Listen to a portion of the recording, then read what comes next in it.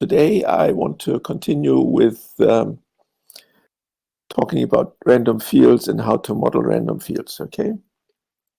So the first part we've already done, and we've seen what the separated expansions, especially the Caron-Löw expansion, what it looked like for random fields, okay? First we saw how it was like for random vectors and then for random fields.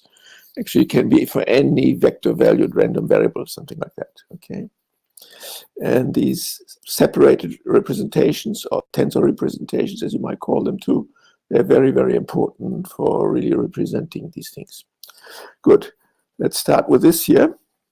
So I'll just recap the Caron-Löw expansion for scalar random fields. And then I'll stay with scalar random fields and look at some symmetries. And these are symmetries now, what happens if there's symmetries of the underlying domain, okay? And we'll only look at one of them, by the way, just to make it simple. Okay, and it will turn out then when we have this symmetry, which is going to be shift invariance, then we can talk about spectrum and things like this, okay? Then I'll just mention shortly what to do if we have several scalars which we have to model, okay? That's very often you have to model scalars which are not connected in some mathematical sense directly, but they're all inputs to your model, but they're correlated, okay? So you have to model a correlated scalar field, okay? And of course, you could put them all together into a vector formally, and this is what we're going to be doing, okay? Then with vector and tensor fields, I mean fields which are spatial vectors or spatial tensors, okay? Not just vectors which get together because they're just components, different points of different things, okay? And the last thing has to do with separated representations, but this is something I've been touching on, so it's not really connected so much to the first year, but something I've been touching on the whole time, and been telling you that the random object is represented by a tensor, by a high degree tensor, okay? And I'll come back to that here and then talk about how this tensor structure can be used to have even less data to deal with, okay? Good. So let's just remind you, so if we have a stochastic process, we'll deal with stochastic processes now like they are 1D random fields, okay? This is of course not quite the only thing you can do about it, because of course if there's a stochastic process and you're talking about time and random variables which depend on time, and then there's an ordering in there, so one comes first and the other one comes later, okay? So this is what we're not looking at here now. That's the abstract we're not looking at. So we're looking at more at random fields, okay? So what is a random field? This is, you've seen this slide already. This is from a previous presentation from a day ago, I think. So a random field can be either a collection of random variables at each point x, so random variables indexed by the points in space, okay? Or you say a random field is, for each realizations, it's a function in space, okay? So these two things are just things, so we'll write them like this together, okay? And so how do we characterize random fields? Just to remind you by that. So the most important ones have been written now. The first three, actually, the most important ones, okay? So one is the mean, of course. And the mean now is a function, okay, a spatial function, because at every point I take the mean, okay? So, and then the mean free part is just the difference between the random field and its mean, okay? So this is a deterministic field. Then the point distributions, okay? So you could also have multi-point distributions like k-point correlations, but just we look now at point distributions. So this is the most important thing. What is the probability distribution at one point of the random variable? So we look at this random variable and look at its probability distribution, okay? So this is the probability distribution of this random variable. And this is what you use to say the field is Gaussian or Laplace or whatever, uniformly distributed. That this random variable at each point x is, for instance, uniformly distributed or Gaussian or something like that. Okay. And now, although it's just a scalar random variable, but you can look at correlations by looking at this random variable at different points. Okay, so this is this random variable, rho x. You want to at different points, rho x and rho y, and their correlation. And this is, of course, a function of x and y, and this is what you call the correlation or the correlation kernel.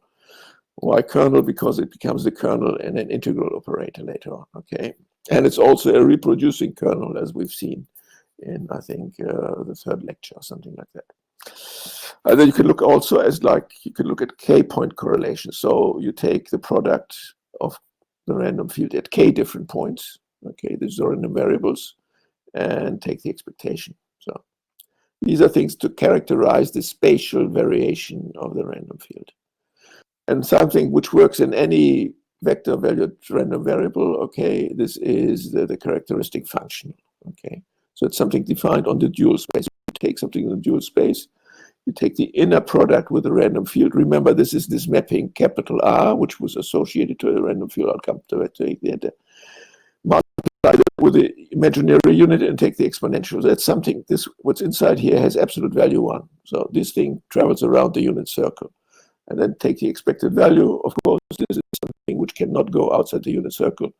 So even here, the characteristic function is less or equal than 1 in absolute value. It's a complex function. It's less or equal than 1 in absolute value. Okay. And for u equals 0, then you have the expected value of the constant function, because e to the 0 is 1. Okay. Then, of course, it's 1. So this at 0 is 1. Good. So that's something we've seen already, just as a recap of what random field, how we describe it in space. Okay. Good. Again, some examples of random fields. This is the Martin covariance function. Sorry, I don't know. Oh, sorry. No. Somehow I did something and then it became bigger. Okay, so now we have the same size again. So I think in one of Noemi's example, I think about the platform in the Adriatic, she was using a Martin random field. So this is pictures of a Martin covariance random field.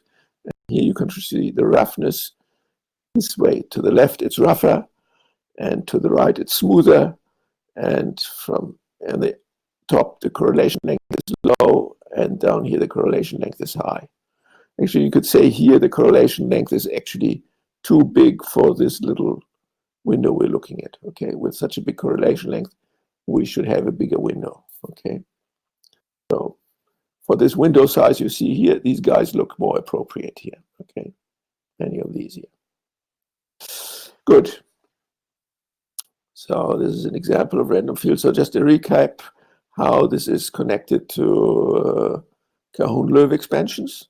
So again, now this a random variable which has values in a vector space defines this linear map, which I was talking before, by taking something in this vector space. In this case, now it's a field, okay, spatial, constant spatial field, and I take the average over space with a random field. And of course, what I get if I take this product here, I get just a random variable. Okay, this rho u of omega. This is the random variable I get. This is the value of this, the image of this map. Okay. So it's a spatial average of the random field. Okay, so this is what this mapping does. And it takes a spatial field and then tells you what is this average of this spatial field with the random field. Okay. And then you can define a covariance operator formally by like this here. So taking u and v from u here, we define this bilinear form. Okay, and then we know, because this is linear u and v, there must be a linear operator here, so that this inner product in u gives the same value as this inner product on S, on the space S here. Okay, and then I've did this, I think, 2 lectures ago. We can compute what this is. It turns out this is a Freighton integral operator here. Okay, and this is the eigenvalue problem you have to solve to get the eigenfunctions of the Cahoon-Loew expansion. And one has to say here, of course, that this is discrete, that you have discrete, so counted by a number m, eigenfunctions and eigenvalues can only happen if the operator has discrete spectrum. Unfortunately, or whatever you want, unfortunately, anyway, this operator is an operator in an infinite dimensional space, and there you can have continuous spectrum, and it actually appears. Okay, so in most of these cases, this appears. So, for instance, this Martin covariance function is one example where it has a continuous spectrum. Okay, and so we have to generalize this equation somehow. I'm not going to go in that. This leads deeper into functional analysis. Anyway, if we have discrete ones, we know we can write the random field now in this in this Cahun-Lewis expansion. Okay, these are the eigenfunctions here from here. These are the eigenvalues which come from here. They tell you how much variance is sitting on this eigenfunction. Okay, and this is a random variable with zero mean and unit variance. And it's computed like this as a projection of the random field. If you see this here, this is exactly the mapping R applied to VM. Okay, this is what we see here. And so this expansion comes, as I was mentioning then already, from the singular value decomposition of this map. Okay, so the eigen decomposition of this map and the singular value of this map are they're already connected. And as I pointed out before, these are only uncorrelated and not independent. This is what we would like to have. The nice thing here is that this R is now linear in these Sn. In these new random variables, it's linear. Okay. And if we add the mean, it's an affine function here of these new random variables. So these are really nice coordinates in this way that the random field is linear in them, but unfortunately, they are not independent. So if we want to integrate, they're not so nice. So we will replace them by independent random variables. Okay. And this is, for instance, via the PCE expansion. Okay, so each of these is expanded in a PCE expansion. The difference now is here before with the PCE expansions we did in the very second lecture, I think, is now we can pick these random variables, these independent random variables, to have something to do with these ones. Okay, for instance, the first one, theta 1, will be taken from S1, and S1 will be just transformed from whatever it is, let's say, into a Gaussian. Okay, then we take the second one, S2, and also transform it into a Gaussian and orthogonalize it to theta 1. And that gives us theta 2 and so on. Okay. So what I'm just describing, it's called the Rosenblatt transform. Okay. And this is how we now have a PCE expansion of this coefficient and the important random variables. This makes sure that this expansion is short here. Good. Now let's talk about invariances and symmetry. So, and I'm just going to talk about one invariance or symmetry if you want to. Okay. And these are the shifts on the domain. Okay, so the point X is shifted to X plus H.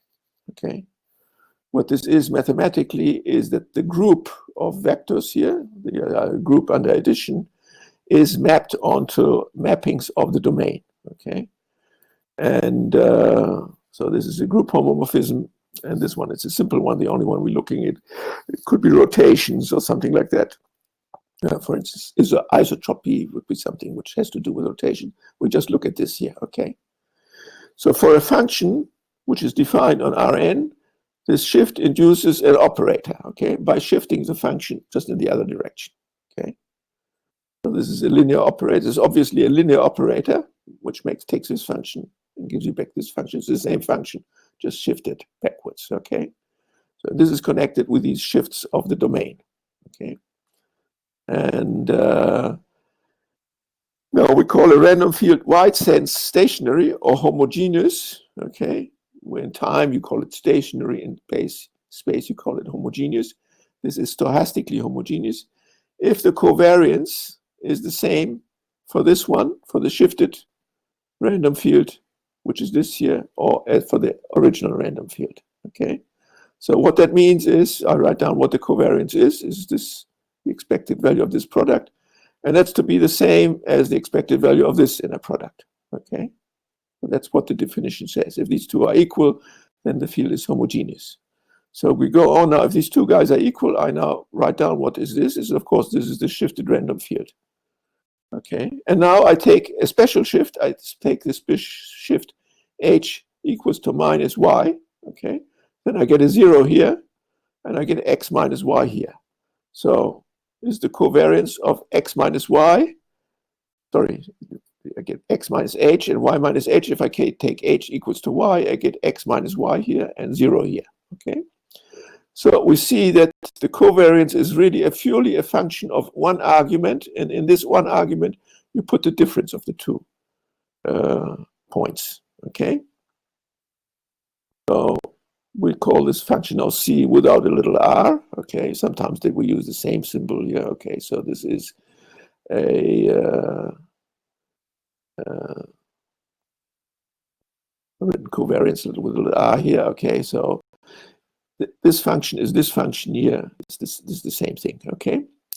And the Friedhelm operator now looks like this here. Okay. If the covariance looks like this, the Friedhelm operator looks like this. And what do we see? The Friedhelm operator now is a convolution. Okay. And it turned out, because now if we shift the function, okay, and then the result as well, okay, then you see this is true here. Whether you shift it first and then you do the convolution, or you first do the convolution and then do the shift, it doesn't matter. It's the same thing. Okay. Which means that these two linear operators, they commute. Okay. And now that's an important thing. As I said, this equation means that they commute. And if two linear maps commute, they must have the same eigenvectors. Okay. So that's a way of finding now the eigenvectors for the Caron-Löw expansion of this operator. So, because why is this? Because those of the shift operator, they're easily seen to be complex exponentials. So we have to take complex functions now with eigenvalues to make things simple. Okay. Because if you apply the shift to this function, well, all you get is x plus x minus h here. Okay. And then, of course, you can put the a minus to the h here and take this inner product apart, and you get this factor times the function which you put in here. So here s uxc is this number times uxc. So that means uxc now is an eigenfunction. So all eigenfunctions look like that, no matter what xc is, or any xc, this is an eigenfunction. And this guy here is the eigenvalue. Okay, we see its absolute value 1, so this happens to be a unitary operator. It has absolute values 1. Okay. And by the way, it turns out each spectral value has multiplicity 2, because I can also take minus IXC transposed x here, and it will give us the same. Okay. Good. That's the Fourier functions. That means these, you remember, these are the functions which appear in the Fourier transform. These are the eigenfunctions of this operator. Okay. And if I say this another way, this comes out something which you know already, namely that the convolution operator is diagonalized by the Fourier transform. I hope you all remember from analysis, if you have an operator like this, and you take the Fourier transform of u, and the Fourier transform of c, then to compute this operator, you just have to multiply the Fourier transform and transform that back. I just kept doing something which increases the size. I don't know what it is. Okay, so this is another way of saying the convolution operators are diagonalized by the Fourier transform. Okay, and it becomes multiplication by this number. Okay, and this is exactly what you know. If you transform everything in eigenfunctions, well, then just the eigenfunction gets multiplied by the eigenvalue. So the value of the Fourier transform at a point c, this is the eigenvalue. Okay. And now you see that it's often continuous, because if this is a continuous function, this will be continuous, and you have a continuous set of eigenvalues indexed by a continuous index xc. Xc could be anything in Rn. Okay. So this is also called the spectrum, and these are the generalized eigenvalues. You have to call them generalized. Because this is not an L2 function. Okay. And they have multiplicity 2, because, as I say, the same eigenvalue is also for, if I put a minus in here. Okay. So this often happens when the operator is not compact. Okay. And this happens if this function is, for instance, non-zero everywhere in space, like it happens for the Martin covariance function, for instance. Okay. So it has a few zeros, but it is not a whole. It's not in a compact. It lives not on a compact set. Okay. Good. If it has a compact spectrum, then of course we have discrete eigenvalues. But if it's not, So now we have to label the random variables also with, not with m, but the continuous variable c, which means now these are random variables labeled by a point in space. So that means they're a stochastic process, okay, or another random field, actually a random measure, okay. And then the KLE looks like this. The sum turns into the sum which we had before here, okay. This now turns, because it's the m is continuous, the sum turns into an integral, okay. And this is what this integral looks like. It's the square root of the eigenvalue, okay. And now I've written the eigenfunctions as real functions, okay, because this one and the one with minus can be linear combined. The sum gives the cosine, 1/2 of the sum, and 1/2y of the difference gives the sine, okay. So I've written it in cosines and sines. With now the random variables here, there's two different random variables, and these are what's called random measures now here, so which I'm integrating against here. So this is how you have to do it formally.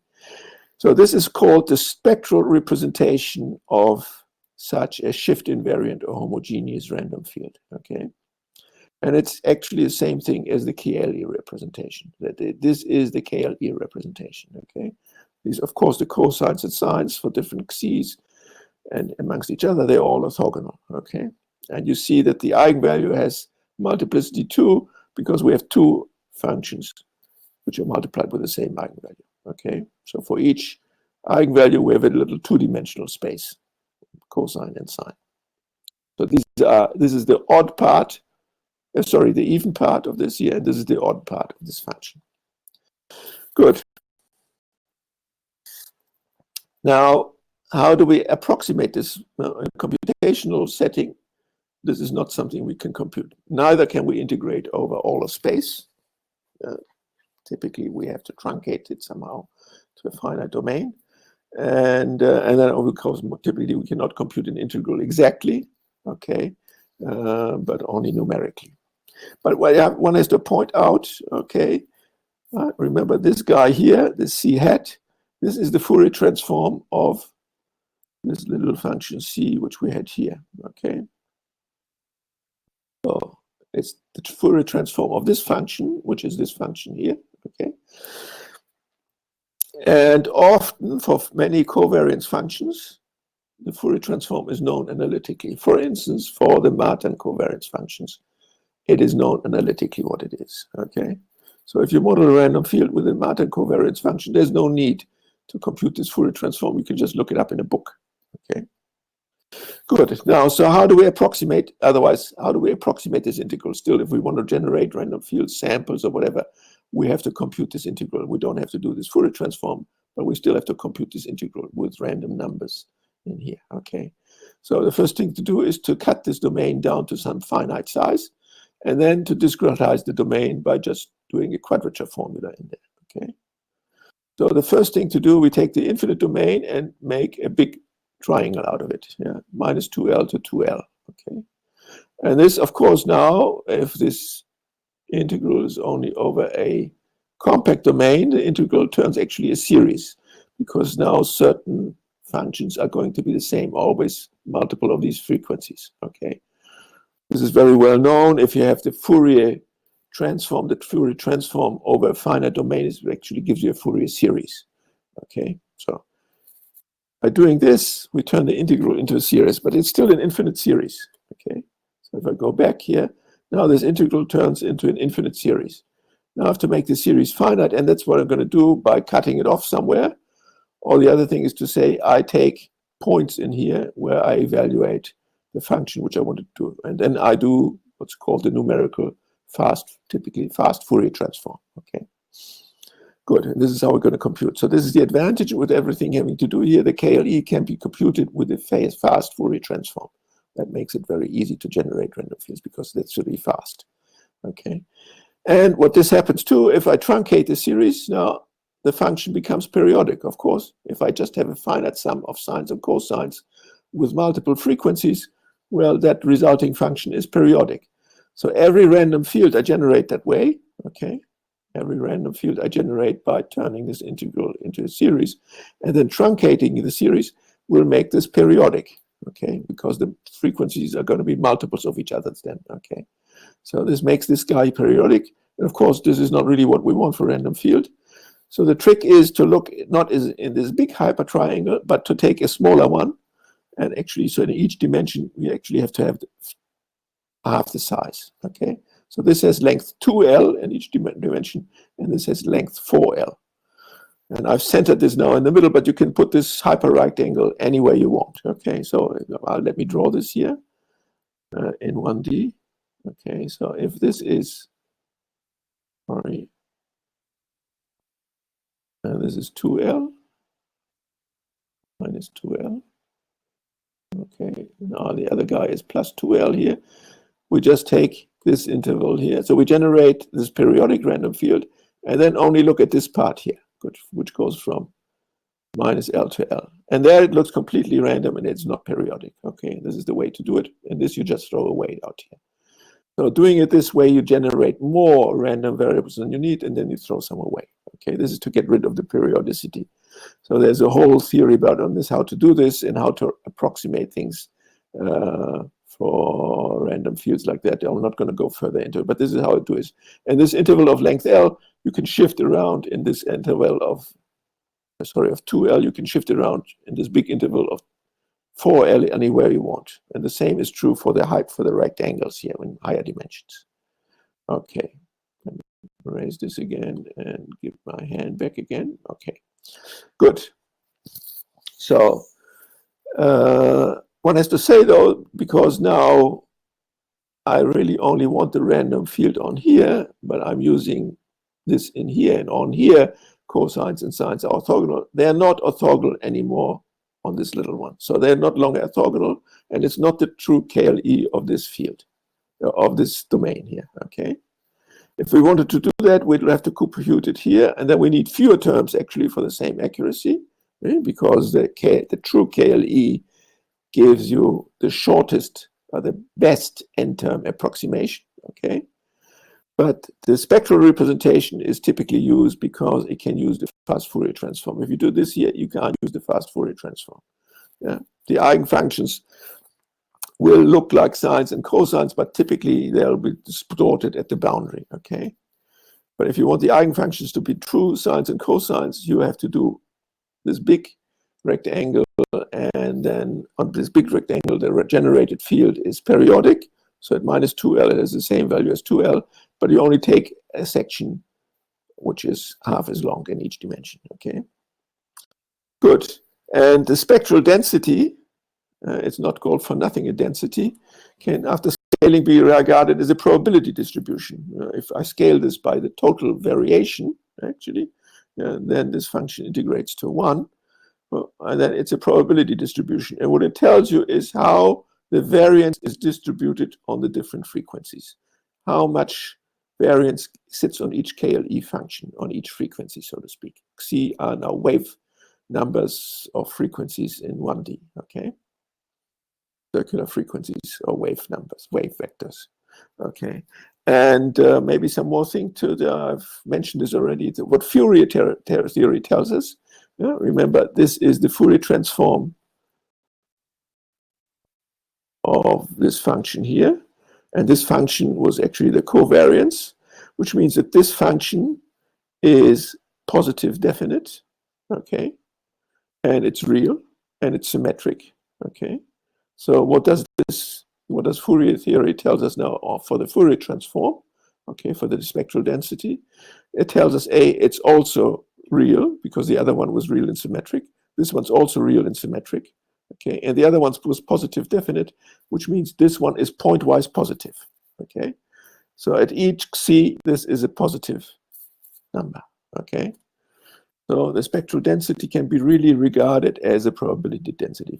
A probability density which is symmetric around the origin, okay? Good. And because it says the same thing about the wave number Xi as it does about the wave number minus Xi. That would be the same frequency wave, but just running in the other direction, okay? Opposite direction. Good. Remember, for a wave, the wave number Xi, the direction of Xi tells you in which direction the wave is running, okay? And the size of Xi tells you how many waves you have per meter, whatever, what the unit of length is, okay? It's just like, and it's one-dimensional. This is circular frequency, okay? And of course, and it has no direction because time has only one direction, so it's just a number. But omega, as it's usually called, then tells you how many waves, how many oscillations are there per period of 2 pi, okay? Good. So now we move to the next thing. This is correlated scalar fields and vector fields, okay? So if we have several scalars which we have to model, okay, and now they vary in the domain, then each of them is a scalar field. Okay, we talked yesterday on how to model different kinds of scalars, okay? And every time I took a free random variable, okay, and transformed this free random variable or several of them into what we wanted in the end, okay? So now if we want, this was like for one point in the field, or if you want this just is one constant parameter, which that doesn't vary in space in your model. But if you want something which varies in space, then of course this random variable which was taken there actually has to become a random field, okay? So that means we have several scalar random fields which we use to model different scalars in our model, okay? But now if they're correlated, how do we get grips on that? So what we do, we make a formal vector, okay, by just putting them into one big vector, okay, which has length j. So this j has nothing to do with the dimension of the space where x lives in, okay? So this is the formal vector, so to speak. And now we make the covariance, and the definition of a covariance tells us we have to do this. So this is R, a fancy way of writing R times R transposed, okay? So it's the expected value of matrices, of random matrices, so to speak. So what comes out is a matrix valued function of x and y, okay? So this guy is matrix valued. Of course, now these random fields could also be shift invariant, like we were talking before. They're all shift invariant. This matrix would only depend on the difference of x and y. By the way, maybe I should mention one other invariance now that we've just moved away. But here we only were talking about shifts. So this was all from shifts here, okay? The random field could also be invariant under rotations. And then you would say it's an isotropic random field. So it doesn't, it says it sits everywhere you shift, but you could say if you rotate it, then it still looks the same, okay? And you call it an isotropic random field. And then it would just depend on the norm of the difference here, okay? So, and this actually makes the Fourier transforms easier. It transforms them actually into a Bessel transform. But we're not looking at that. This is a speciality for Fourier transforms. And we have no time to go into that. So I just wanted to point out that's another symmetry which you might want to preserve, okay? Good, so back to this here. So if these were shift invariant fields, okay, then this function would be just a function of the difference here. But well, which leaves this in the background. We know this for how to do this for scalar field. For matrix valued functions about the same. I'm just going to point it out. So of course now, if I compute eigenfunctions with this guy as kernel of an integral operator, then the eigenfunctions have to be Rj valued, okay? Because it's a matrix time function at every point x. So we write the KLE will look like this, and these little VMs, the eigenfunctions now will be actually vectors of length Rj for each point x, okay? So this is how this eigenvalue problem looks like now too. Maybe I should point out now, if this was a shift invariant function, so it depends only on x minus y, then you can of course Fourier transform it. And transforming a matrix valued function, of course, will give you a matrix valued Fourier transform, okay? And now, because this guy is positive definite, you get at each point now not a positive like we had before I was saying this guy is positive at every point c. Now we get a matrix at every point c, and that matrix of course is positive definite as a matrix at each point c, okay? This comes from this guy being a covariance. Good. So this is how the eigenvalue problem changes. This is how we can model now several scalar fields which are correlated, okay? Doesn't matter how many they are, okay? And now the general rule is, as I said just before, before in the lecture yesterday, I was talking about how to use random variables, free random variables, to transform into whatever you wanted. Now you have fields of random variables which have some correlation. Now each of them can be taken and transformed into whatever you need, a cardinal, ordinal, or whatever, positive. Maybe some of them have to be transformed into a positive and whatever random variable and things like that. So as we saw yesterday, you do a transformation afterwards on each of these components to get what you want. Okay, good. So what you need now, instead of a free random variable, is a free random field. And the free random fields you generate like these here. So they live freely in a vector space. The only thing which we have now is that they're correlated. Okay, so they come from this. Okay, and now of course you need random variables. And of course, again, these guys here can be, again, these are scalar random variables. Okay, so, and of course they have to be can be expanded in a PCE again, as I showed just before. Good. And now let's look at what I want to call vector fields. These means fields of spatial vectors, in contrast to what was before, where it was a formal vector. But of course, the mathematics looks completely the same. We get a tensor valued covariance function, okay, if we do this here. And that means, again, the eigenfunctions are vector valued, okay, and the KLE looks like, and these are little spatial vectors at each point x, okay. But now something new can come on. For instance, we may say we made this vector field R of x, so this at each point x, this is a random vector. We might want that this vector satisfies something, for instance, like it's stochastically isotropic. Again, this is invariance under some groups of operations on this vector, okay, in this case, rotations, okay. And this is reflected in the point matrices of this matrix valued covariance function. We already saw, if we're at one point and we want something like isotropy or plan isotropy, how the correlation has to look like. Well, this is true now also for these guys here, okay? So if there's any symmetries constraints, for instance, isotropy, plan isotropy, or something like this, what this vector has to satisfy, you will see this in this correlation matrix. And we looked at how to see this. We looked at this before, okay? Again, what essentially the same thing which we had before, where we had this with a correlation function, okay? It is that the correlation matrix now has to commute with whatever this operation is, for instance, rotations in the case of symmetry, okay? Good. If you want to model random fields of unit vectors, okay, you can do again the same thing like unit vectors at one point, okay? You can either model a free vector and then scale it to length 1, okay? That's one way of doing it. Or the other one is to take, as we did, as I showed yesterday, to take spherical coordinates, okay? So this is the example of taking spherical coordinates one by one. So that would be this case here. You model all the spherical coordinates like this, okay, and then transform them into a unit vector. Good. So this is how about vector fields. Now let's look at tensor fields. So that's one frequent thing if you model physical systems.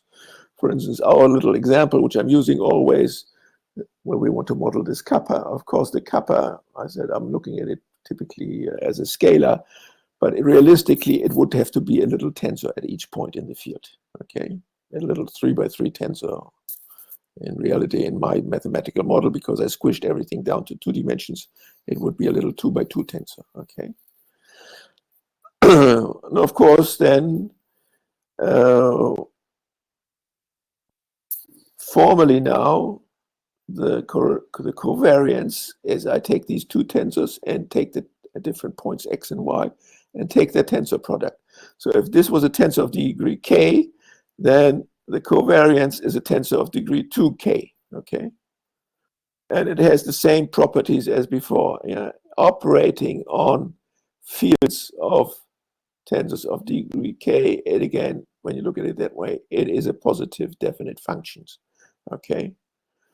And if I Fourier transform it, now for instance, if this depends only on the difference here and it's spatially homogeneous, I can Fourier transform it. Of course, I get a spectral tensor, okay? And this spectral tensor has all the properties of this, what this guy has. So it's a tensor of degree 2k. We already said before, when we were looking at tensors yesterday, every even degree tensor, and this is obviously an even degree tensor, can be seen as a linear mapping. And as a linear mapping, those pointwise tensors then, which come out from the Fourier transform, are positive definite, okay? It's because this guy is positive definite as a function of x minus y, okay?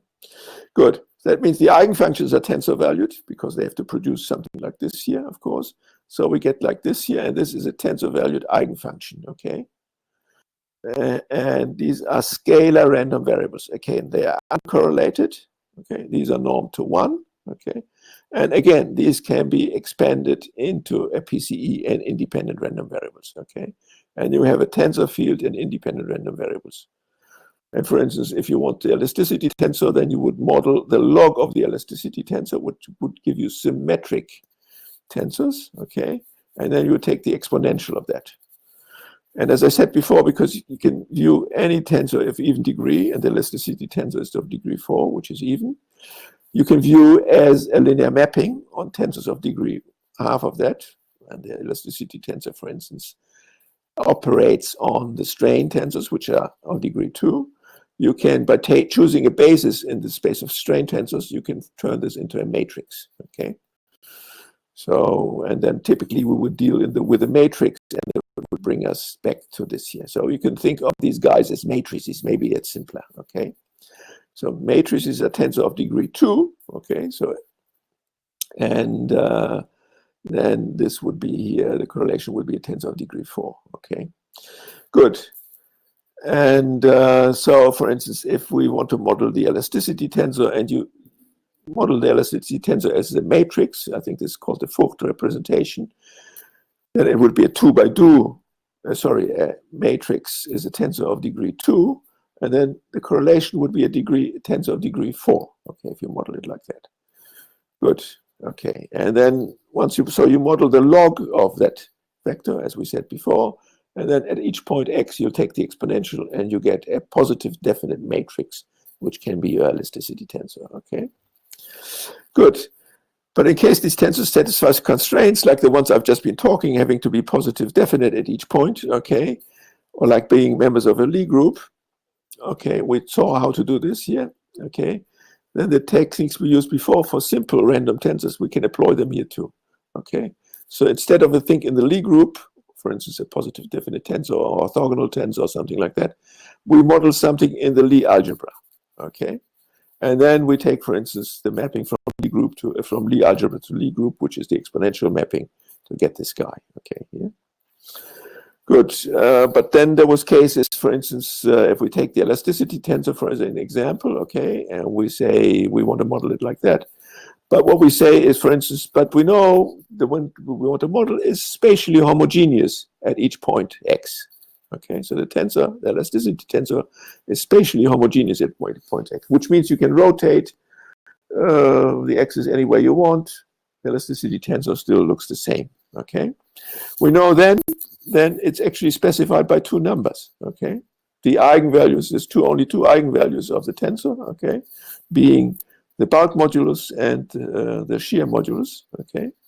So we only have to model the log of the bulk modulus, or log of the shear modulus as some correlated scalar fields. That's this here, okay? And then you get at each point, from that you can compute an isotropic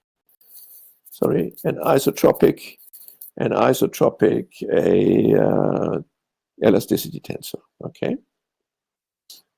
Good. So that's what I'm saying here.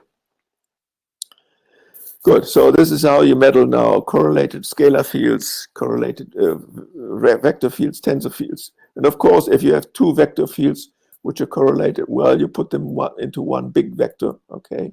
And then go like as described before. So you can have all kinds of correlation. Of course, a tensor field can be correlated with a scalar field or whatever. So anything which is correlated in space, you have to compute the KLE together, okay? because it has to know these kind of correlations of all of them together. So all of these correlations for all components of this tensor, they all enter into these tensor valued eigenfunctions. Okay, good. So now I go away from modeling scalar fields, random fields, vector fields, random tensor fields, and whatever. I come back to some point which we have been touching all the time. Okay, and we've seen this here all the time. Imagine we have a Cohen-Loeb expansion, and then we expand these guys here in a PCE.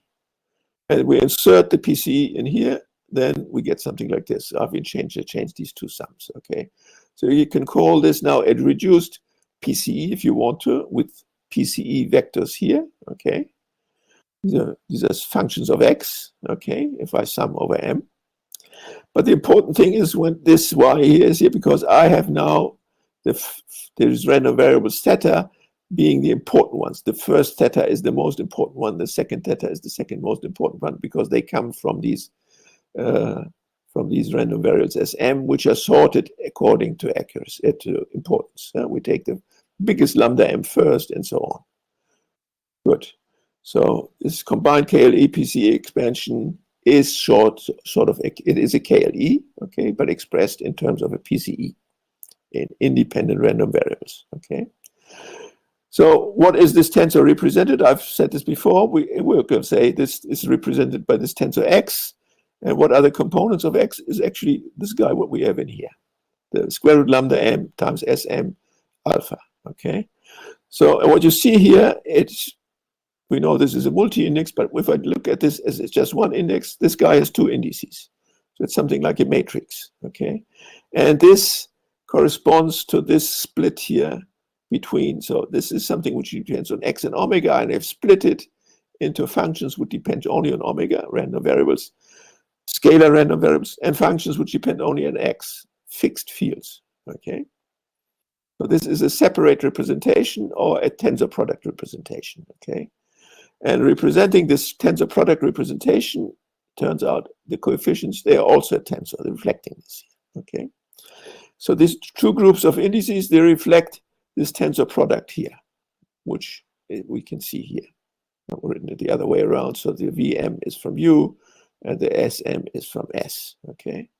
And this is reflected in the singular value decomposition of the associated map, capital R, okay? But now we know that the psi alpha here, the way we construct it, is a product of univariate polynomials. So what it means is that this space S is actually an infinite tensor product of smaller s's of one, and this is of one, so just generated by one random variable. Okay, so each of these sj's is generated by the theta j in here. Okay, and of course I can just look at this here now and it's split at any point. And then I call one half of the split U and the other half S, and I can do a Cohen-Loeb expansion of that. Okay, so I can sort of do this again and again recursively, this singular value decompositions, which lead to a split like this. Okay, so this leads to further splits, and of course this is reflected in these tensors. Okay, so what does it look like? So I want to represent now this tensor. Okay. And what is a representation of a tensor? It's called a multilinear mapping. Okay, so let's say this has k components to make it finite. Okay, so alpha 1 to alpha capital K, which means I take k vectors here and one vector here for this component, and then a multilinear mapping. Okay, and I take a low-ranked multilinear map, and I call this a tensor representation, and it's represented by these vectors here. Okay. So one way to think of it is as something like this, okay? These are these multilinear maps. So it's you can see these are little vectors here, okay? And I take the k-fold tensor product, okay, to get this guy here. I've forgotten this xj, by the way, here. Good. So the nice thing to hope for is that these sums, these r's here, they're called the ranks, that they are small numbers. Then the storage to store these guys here will be much smaller than the storage of all of these guys here. Because the storage of these guys here, if this gets big here, is gigantic. And there's no computer in the world which can store all of this. Okay, so then we have to rely on something like this. Okay, and by the way, this can be computed, these guys can be computed with Bayesian methods. I'm not going to go into that. This is this Bayesian regression. By assuming as prior that X is sparse. So we assume as a prior distribution that these R's are small. Okay, and then we can do this. Okay, but that's something for another day. We cannot do this in this course. And by the way, the low-rank tensor decompositions, they're intimately connected what's being done when you look at deep learning or deep artificial neural networks. The deep means we have a high degree tensor. This is what the deep means, okay? And the coefficients are typically computed by what's called learning or backpropagation, okay? So you train the neural network on some sets of points and minimize the distance squared of the response, okay? So we saw this is an approximation to a conditional expectation. And of course, these deep neural networks can be used. So what they are actually, so what we have is a network of functions psi alpha, okay? Every alpha you can assign a node in a network, and they're all connected now, and the output of this network with these activation functions, in our case they are polynomials, that's the output of the network, okay? But again, these deep neural networks typically lose other functions. A frequent one now is to use ReLU. That's a function in one dimension which looks like this, up to 0 and 0, and then it goes linearly. So, and this is the origin here. This is 0 here. So this is often used in neural networks called a rectified linear function, an abbreviated ReLU. Okay. So here we've only used polynomials because this was the classical choice. I'm just pointing out that you can use many different functions, okay, radial basis functions or whatever. Good. So just what does this look like? So it's going to do this idea which I had here, so that we know that this looks like this here, and then we can split it at different points. So now, because it's a network, I can arrange this differently. So I take this tensor and look at these indices, and I take J to be all the set of all indices, okay?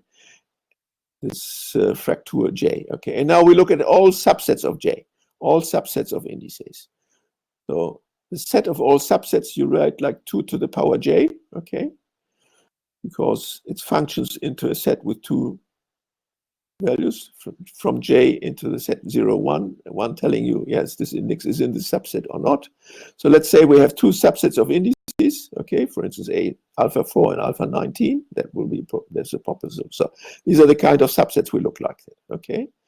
And now we build a graph. What is a graph? Well, a graph is something like this here. This is actually a tree, a special kind of graph.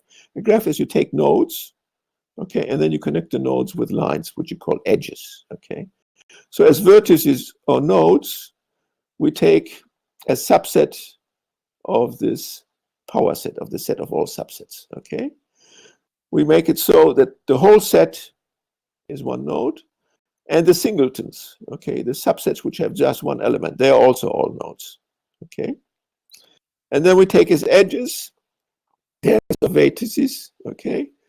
And we make an edge if this is a true subset of B. Now, if, for instance, this represents a subset, if it's a true subset of, or let's do it here, if this is a true subset of this here, then I draw an edge, okay? And of course, they're all subsets of J, okay? And so J is the root of the tree here, okay? Good, so what I get actually first, I get a direct, when I do this here, for all subsets, the ones I've chosen, I get a directed acyclic graph, okay? Because it doesn't have to be a tree, okay? So this is what you call a graphical model of this tensor, of this mapping here. I want to construct this mapping here. And this is what you call a graphical model. So this directed acyclic graph is a graphical model, okay? And the output, that's the top, that's the root. And the leaves, we know the leaves are the singletons, okay? So that's the input. And each alpha, that's the input which goes in there, okay?